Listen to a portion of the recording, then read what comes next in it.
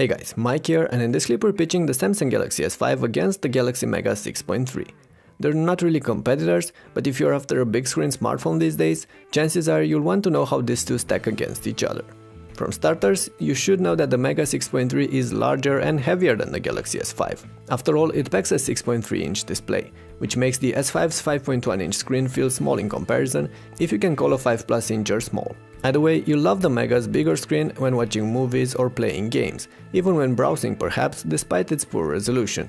Some of you will probably like the LCD panel as well, quite a rarity on Galaxies, which usually pack AMOLED panels. However, the low pixel density kind of kills the Mega for reading, where pixels are actually quite visible. That's of course not happening on the Galaxy S5 with its Full HD panel. However, on this one, the skewed colors associated with AMOLED panels could steer some of you away. Screens aside, let's get back to the obvious. The Mega is larger and heavier than the S5. Now, it doesn't feel bad in hand, but it's just massive, so actually using it or having it in your pocket can be a problem.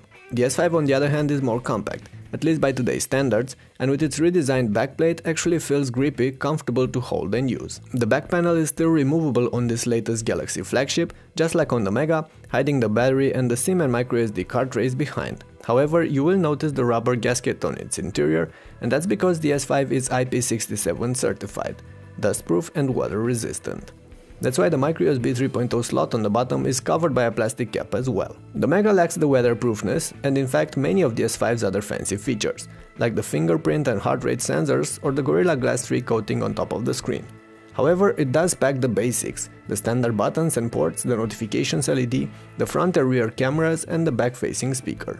Talking about the cameras, the Mega 6.3 borrows its main shooter from the older Galaxy S3 and is capable of taking decent pics and videos.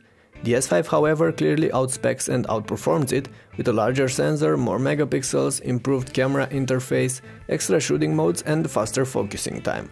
And that's visible in both stills and clips, in proper and in poor light conditions. The Mega 6.3 also trails the Galaxy S5 when it comes to hardware and everyday performances.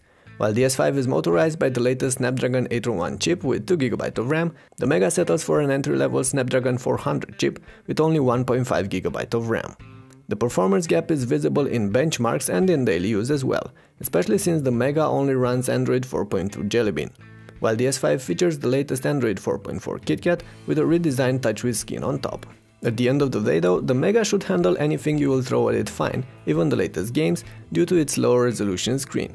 But the S5 is clearly the faster and smoother performer of the two, and it packs more software features and tweaks. However, the two devices are rather close when it comes to battery life.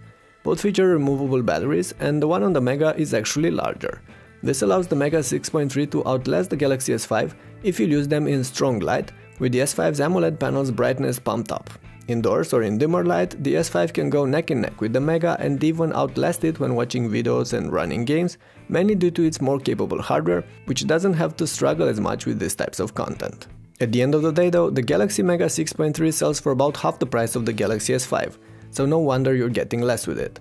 On top of that, the Mega 6.3 is a niche product, for those of you looking for a long-lasting large-screen device, so it's clearly not for everyone.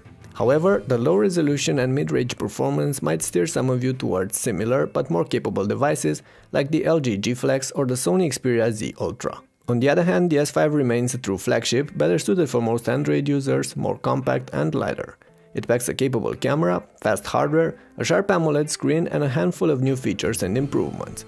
So if you want all this and you're willing to pay serious money for them, then the Galaxy S5 is the more appropriate option for you. However, it does have to face its own share of competition, with the Sony Xperia Z2 or the HTC One M8 to name just a few. But more about this in my other clips from the channel. For now, it's time to wrap this up.